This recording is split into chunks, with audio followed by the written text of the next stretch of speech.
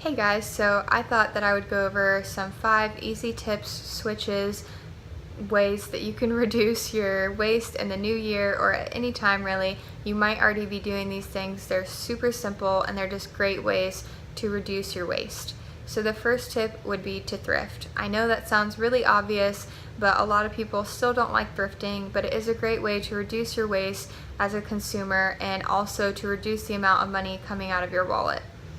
I don't think I need to really explain what thrifting is. So my second tip would be to buy used. And this might sound a lot like thrifting, but the reason it's different is because with apps like Letgo or Depop or Craigslist, the person who has that item might feel more inclined to sell it on these types of avenues than to donate it, because they can recoup a little bit of money and buy, the right size or what they really wanted instead of whatever they got. And then also they might have already had that crock pot or blender and someone got them a double or something like that, and this way it's not just sitting on a shelf or something like that, and you are giving that item a new purpose and you're still reducing the waste stream from both ends of it. So from the person you're buying it from and also on your end, because buying used is always better than buying new, because if you buy new, you're supporting a waste stream that is definitely not zero waste. Sometimes you have to do it, especially with some products.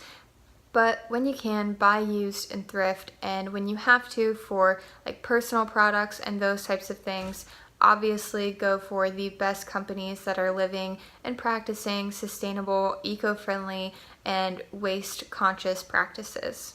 So my third tip would be to exchange.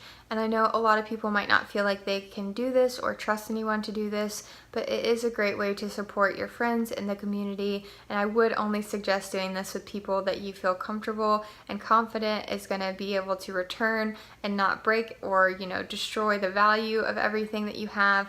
But I do this with a couple good friends and family members, and we exchange books, DVDs, kitchen appliances, clothes, and shoes, and it's a great way to reduce the amount of waste stream that you're producing and, to be able to even minimize the things that you have cluttered up your home. My fifth and final tip is to buy package free. And you might think that this sounds super daunting. It's one of the ones you don't even know how to approach, but I'll tell you, you probably already do it. So I know in Florida we have a supermarket called Publix, and you can go buy carrots or peppers or onions or any of that. You can buy it in the plastic already cut and stuff like that, or even like a few just in a plastic bag, but they always have an option for peppers, vegetables, zucchini, cucumbers, scallions, lettuce even. You can buy them package free. And they have those little plastic bags that people typically put their vegetables and produce in. The only thing that I think that you can't buy package free at a Publix are berries. And I would suggest for that to just go and pick your own.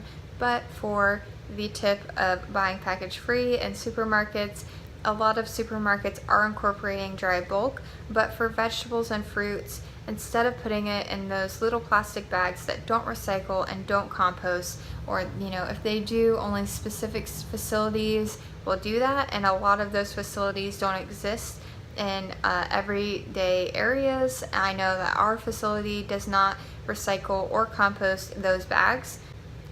I really never understood the concept. I guess it's a way to easily carry it, but honestly, you're putting all of those vegetables and produce into a bigger bag anyway, so it's really just helping you put it in your cart and take it out of your cart, and that is a really unnecessary convenience that is not that convenient when you think about that plastic never being able to break down or be recycled in a typical area of America. So plastic is just terrible. It just doesn't break down. It ends up in the oceans. So just skip it. It really doesn't make any sense to even use it, honestly. And if you bring your own bag, you're even reducing the amount of recycling that you need to do when it comes to the paper or plastic bags. If you have to choose, always choose paper. It's way better than choosing plastic, but always try to buy package free. and just skip those stupid little plastic bags that make no sense. So those are my 5 tips to reducing your waste and to transition into a zero waste lifestyle. You might already be doing those things, but if you are, that's great. Just incorporate them more into your lifestyle. So just go the extra step and just keep on doing that, but even more. So if you already thrift or already buy secondhand or used, but you still buy things at, Forever 21 or H&M or stuff like that, just try to limit the amount that you buy from big name department stores and try to buy, 75% of your stuff at thrift stores or used instead of the opposite, where you usually bought 75% of your stuff at department stores and 25% thrifted or used. So just try to make easy transitions. These 5 tips should help you reduce your waste. So I hope you liked this video. If you did, please give it a thumbs up.